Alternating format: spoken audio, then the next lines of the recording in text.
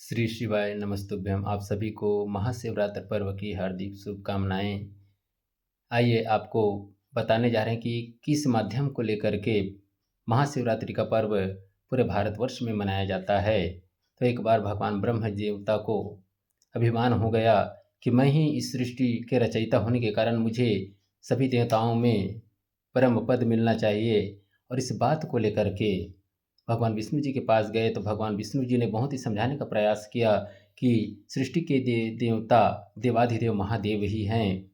फिर भी उन्होंने उनकी बात नहीं रखी और उन्होंने उनसे परीक्षा की अर्जी करने लगे भगवान विष्णु जी से।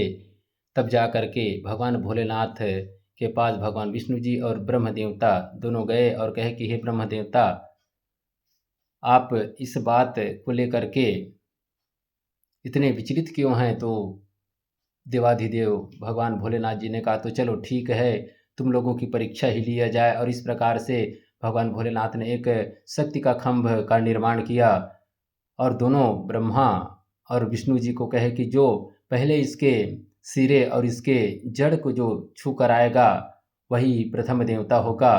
इस प्रकार से तब भगवान भोलेनाथ के कहने पर भगवान विष्णु जी ने वराह का रूप धारण करके पाताल लोक की ओर चले गए और हंस का रूप धारण करके भगवान ब्रह्म देवता ब्रह्मांड अनंत ब्रह्मांड की ओर चले गए। बहुत दूर तक बहुत समय तक दोनों ने खोजने का प्रयास किया मगर किसी को इनकी नींव और उनकी जो सिरा है आखिरी सिरा वो नहीं मिला।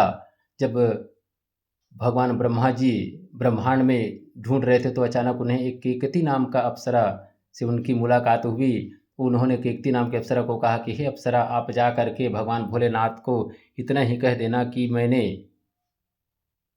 उस खम्भ के सिरे को छू लिया है।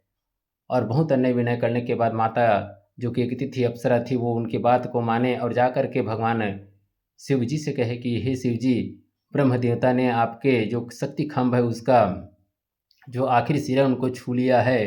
तो तुरंत ही भगवान भोलेनाथ ने तुरंत अपने सूक्ष्म अंतर्दर्शी से उन्होंने देखा कि ये झूठ बोल रही है। तब जा कर के भगवान भोलेनाथ ने ब्रह्म देवता को श्राप दिया कि जाओ, हम त्रिदेवों में तुम्हारी पूजा आज के बाद से नहीं होगी।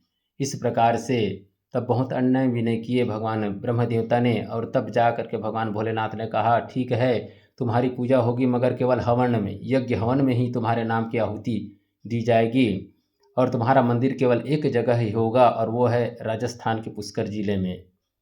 उसके बाद माता केकती को भगवान भोलेनाथ ने कहा कि हे देवी, आप नारी शक्ति होकर के इतने बड़े झूठ का साथ दिए, इसके लिए जाओ, मैं आपको श्राप देता हूँ कि आपकी पूजा मैं कभी स्वीकार नहीं करूँगा।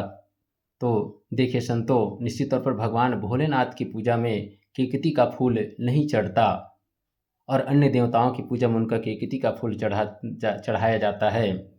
और इस प्रकार से तब जा कर के भगवान भोलेनाथ और भगवान विष्णु जी ने उस शक्ति खम्भ को काट करके जमीन के समतल कर दिए और केवल थोड़ा सा ही भाग ऊपर निकला हुआ था जिसे शिवलिंग मान करके।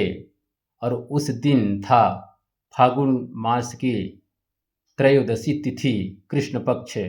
और उस समय से लेकर जब प्रथम बार पूजा भगवान भोलेनाथ और भगवान विष्णु जी ने पूरे विधि विधान से और व्रत रख के उस खम्भ का टूटा हुआ खम्भ का पूजा किया था। और उसी दिन से लेकर के आज तक उस पर्व को माध्यम मान करके महाशिवरात्रि का जो महापर्व है फागुन मास के कृष्ण पक्ष के त्रयोदशी के दिन हर वर्ष पूरे भारतवर्ष में मनाया जाता है।